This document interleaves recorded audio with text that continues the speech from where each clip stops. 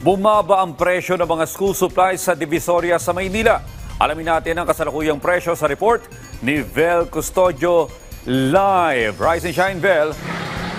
Rise and shine, Audrey, ilang araw na lang back to school na. Kaya sa mga nais mag-early back to school shopping, abay nagsisimula ng magbukas ang ilang mga tindahan dito sa Divisoria.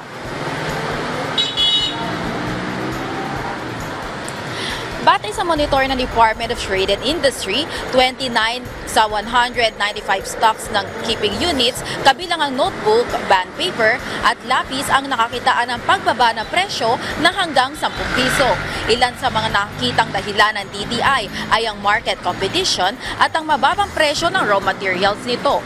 Para sa presyo ng school supplies, mabibili ang notebook ng 15 hanggang 52 pesos, ang papel ay 15 pesos hanggang 48 pesos and 75 centavos, 11 hanggang 24 pesos naman ang lapis at 3 pesos hanggang 33 pesos ang ballpen. Nananatili pa rin mababa at pasok sa price range ng DTI ang mga school supplies dito sa Divisoria.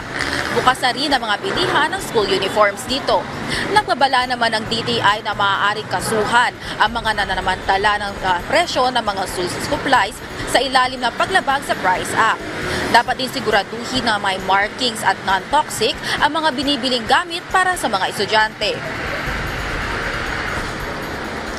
Audrey, sa ngayon hindi pa dinadagsa ng mga customers ang mga bilihan ng school supplies dito sa Divisoria. Ayon sa nakausap namin nagtitinda, inaasahan nila na sa darating pang weekend ang peak ng ng dami ng mga mamimili ng school supplies. At dahil pumasok na nga ang tag-ulan, Audrey, siguraduhin na rin dapat ng mga mamis na may pabaong kapote at payong ang mga estudyante na mabibili rin dito sa Divisoria. Balik sa iyo, Audrey.